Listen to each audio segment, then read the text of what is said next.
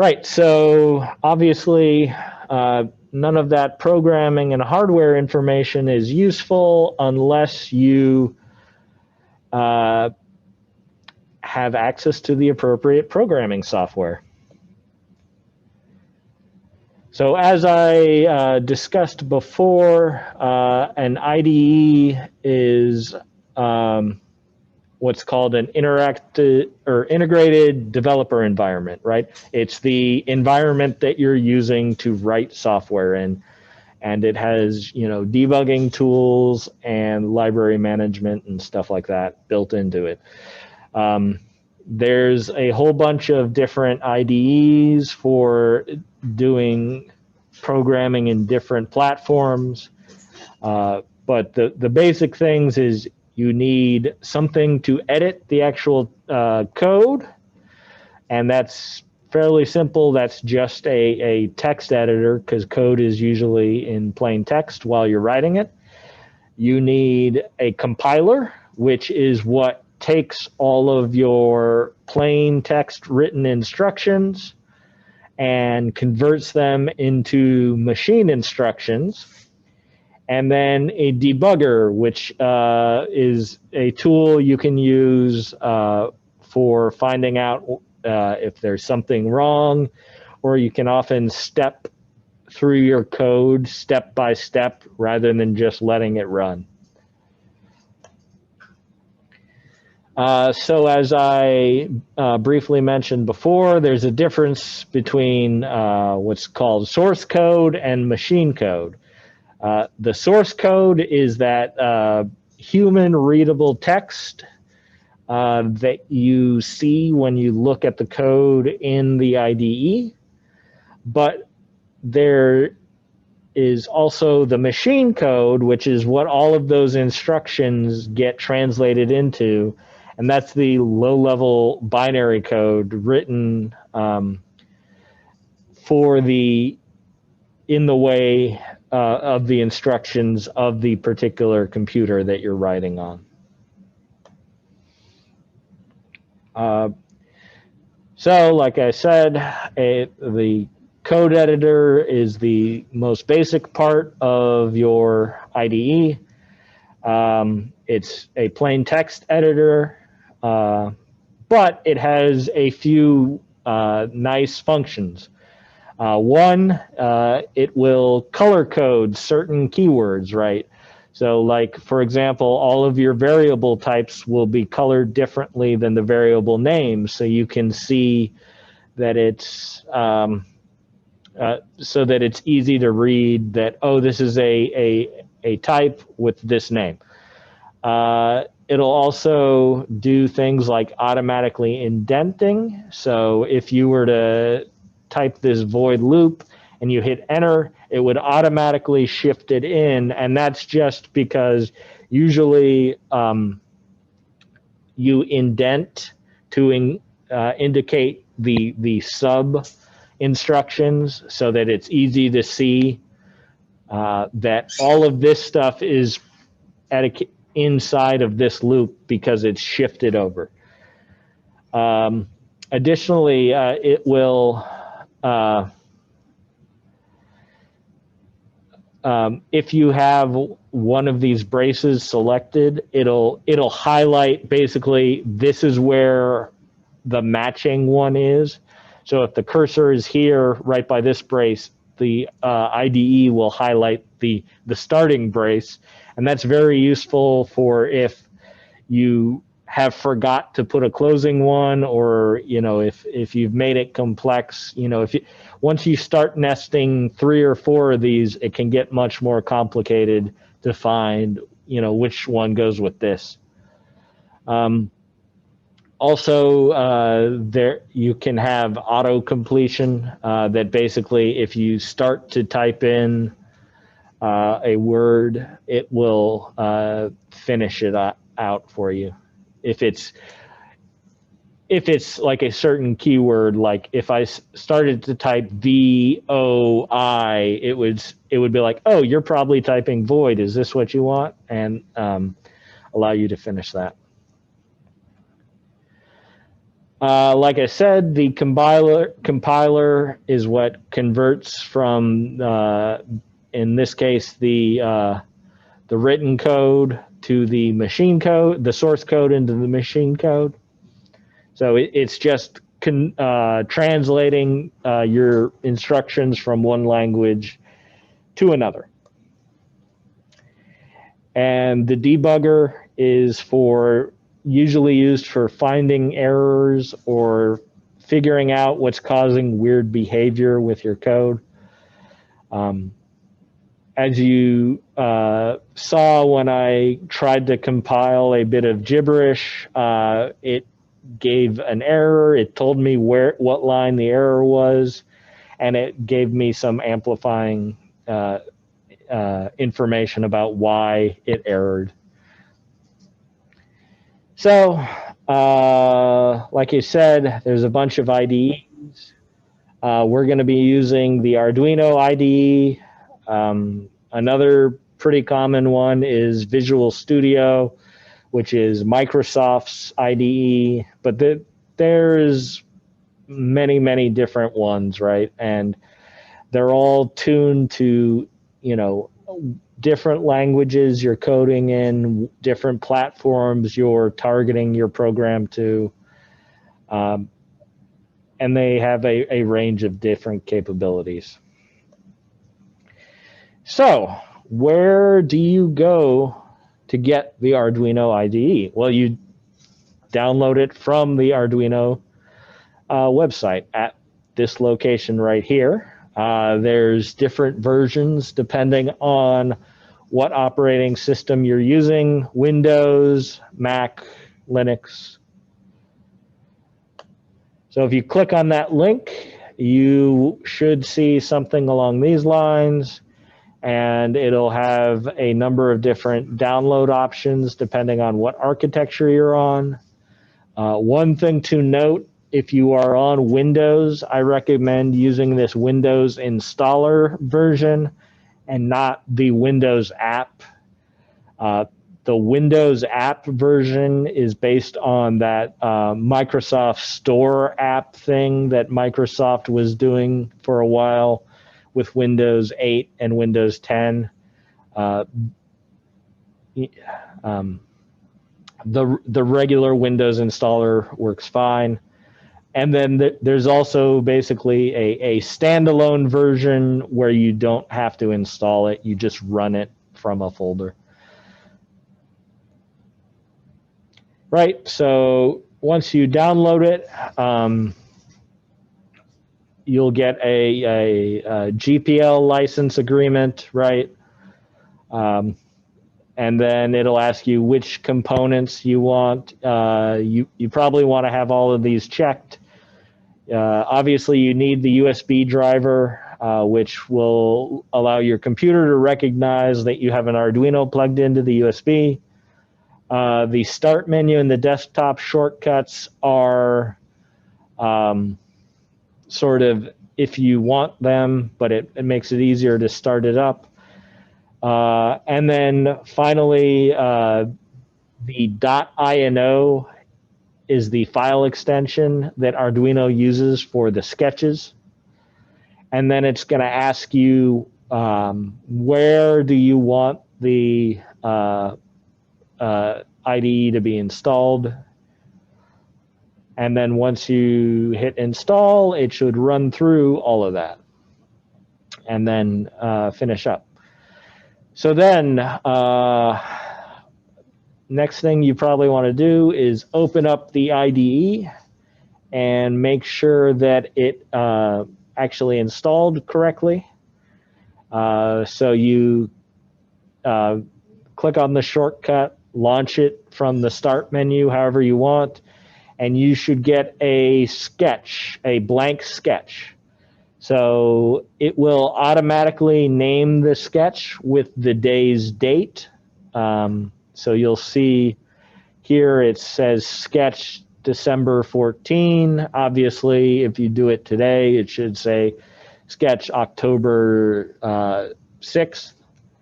And then you'll already have the void and the loop functions, like I said, that are the base structure for an Arduino sketch.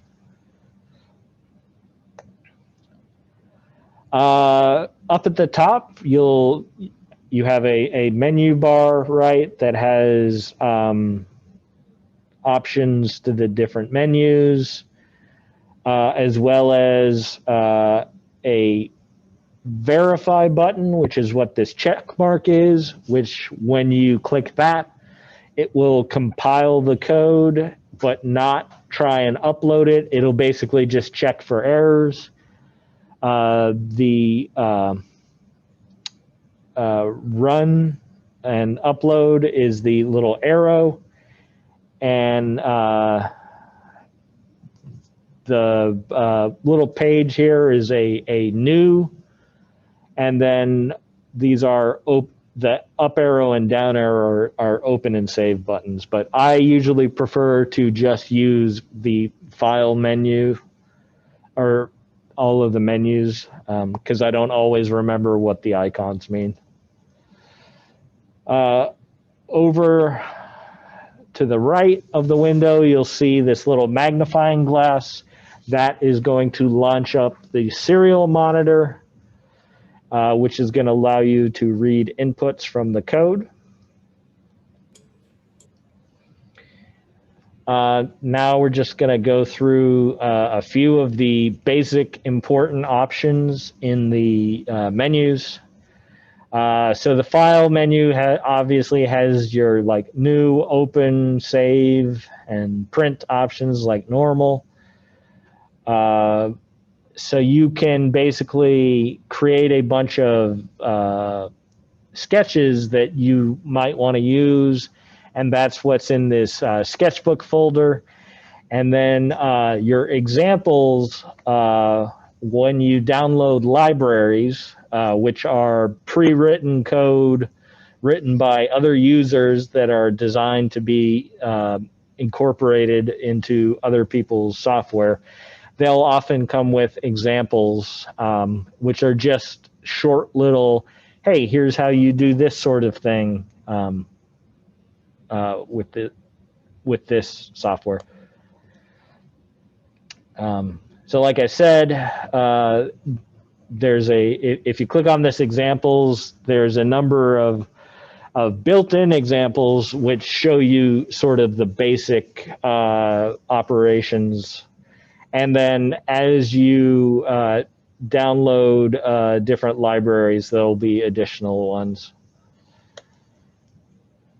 So the preference is, it's just mostly about how to display and other stuff. The main one that's useful is this line number, so that it's easy, so you can see what line, because often the debugger will give you references to a code line, and it's a lot easier to find that if your lines are actually numbered. So you can just toggle that on and off to display those numbers or hide them.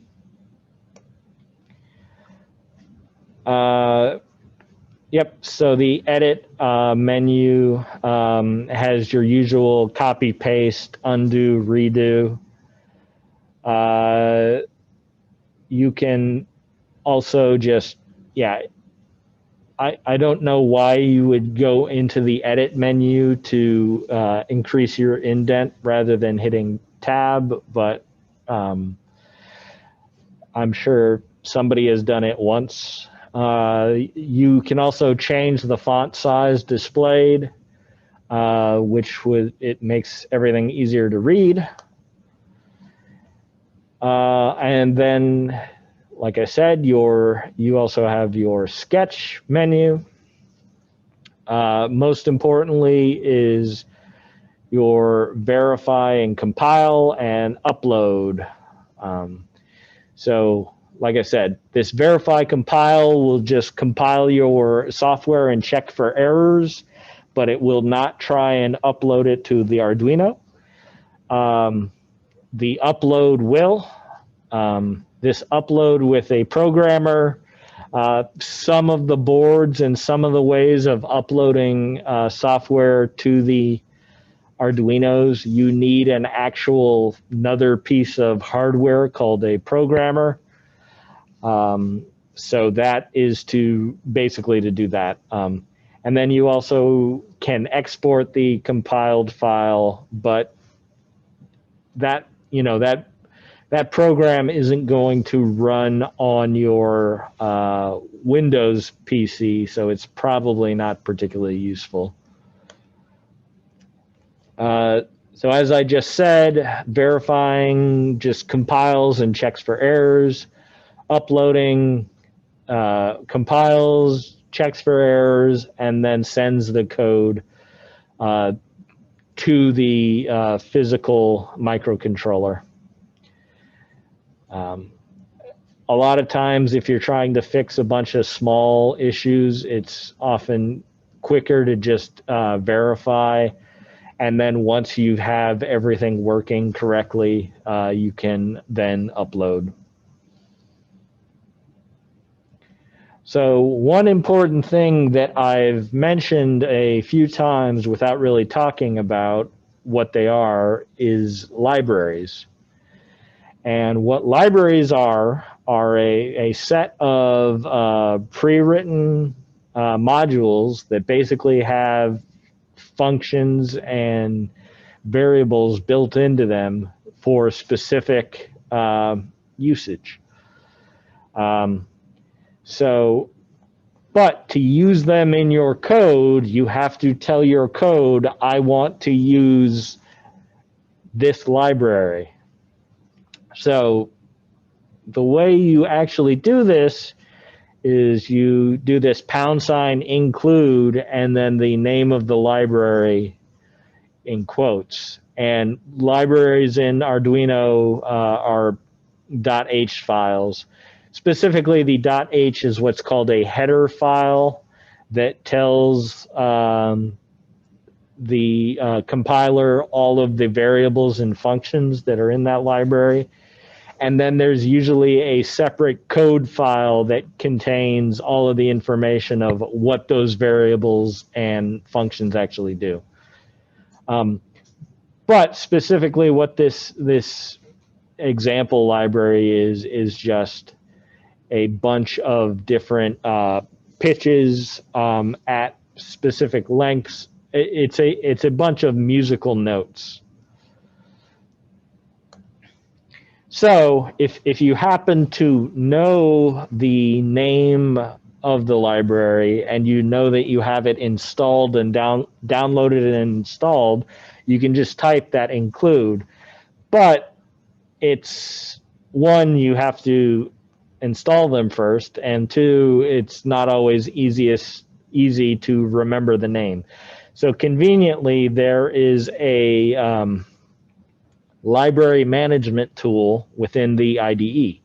So if you went to the sketch menu and you clicked on include library, the first option is manage libraries. And this will bring up a little pop-up window that can let you search for libraries. So it has a few drop downs that let you filter, and then a text box where you can do a search for that text either within the names or within the text of the libraries. And then there's a drop down that will let you specifically select a different version. And then if you hit this install button, it'll automatically install it onto your computer.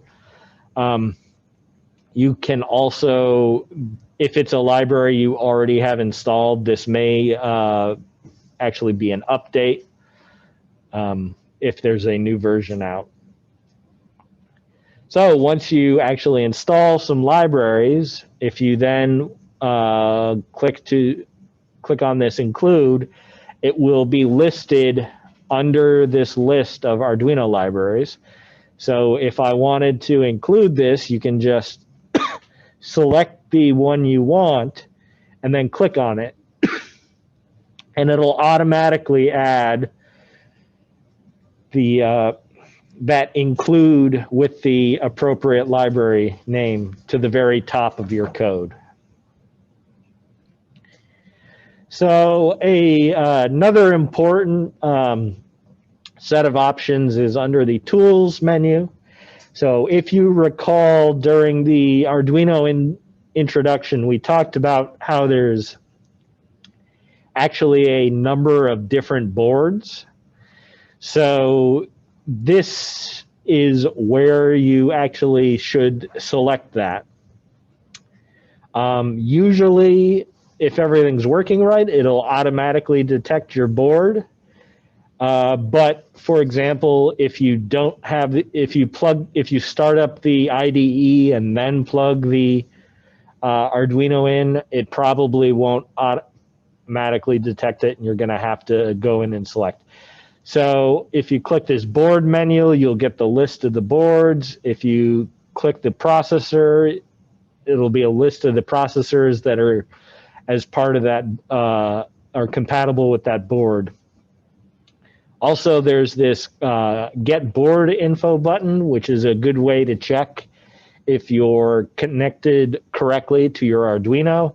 If you are, you'll get a display like this. It'll tell you your board type, and then some serial numbers and some ID numbers that are not particularly useful right now. So one thing to be careful of is you might need to tell it which port you're plugged into. Usually, when you click on this port, there will only be one Arduino selected, but sometimes you can get it to show up multiple times if you like unplug it and replug it into a different USB port while the IDE is open. So you want to select the appropriate one, but that can be hard to tell. So they're all going to be called this COM with a number, and that's just based on your computer. But usually the easiest thing to do is just try them and do the Get Board Info until you connected to the correct one. And then finally, there's a help menu that has a few limited number of built-in references and troubleshooting tips. But honestly, the Arduino website is where you usually want to go if you're having issues. So as I discussed before during the programming, you need to match the baud rate of the Arduino and the baud rate of the serial monitor. And the baud rate is just simply the rate at how often you're transmitting information over that serial port. And like you can see right here, there is a little drop-down menu in the serial port that lets you select the baud rate, and you want to select the one that matches whatever you had written in your code. This setting is not going to affect uploading your code to the Arduino, even though that's done over the same serial port. The upload has a set baud rate that occurs at. So changing this should not affect your ability to upload code. Like I said, there's a window down at the bottom of when you try and compile that has debugging information. Additionally, if you compile or upload code, it'll run through and give you some useful outputs here. For example, if everything compiles, it will give you a little message that says that it compiled successfully. It will tell you how big your program is, which if you start to get a very big program with a lot of libraries, that can become a concern, because if you remember during the Arduino hardware discussion, there was a limited amount of space in the flash memory for storing your program. Additionally, the debugger is going to highlight the line where it ran into an error. So as you can see in this example here, basically it has errored on this line that says int word sensor reading equals analog read A0, right? And what the issue is here is int and word are both variable types. So you've tried to give a variable two different types. So it doesn't know what you mean. And you can sort of see here, it said expected initializer before sensor reading, which means, hey, something, I was expecting a variable type before this variable name. So the issue is right here. So as we discussed before, there's two main parts of your Arduino sketch, the setup and the loop.